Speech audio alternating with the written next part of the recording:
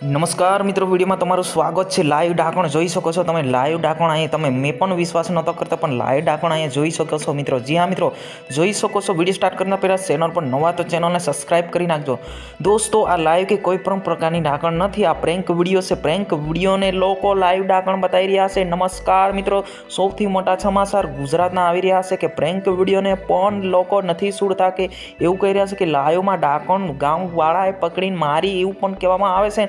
લોકો તો એવું બી કહી રહ્યા છે કે ઢાંકણને લાઈવ પોલીસ સ્ટેશનમાં પૂરી દેવામાં આવી છે, એવી પણ અફવા ઉડાઈ રહ્યા છે। જી હા મિત્રો, આ તો જૂઠી અફવા છે મિત્રો।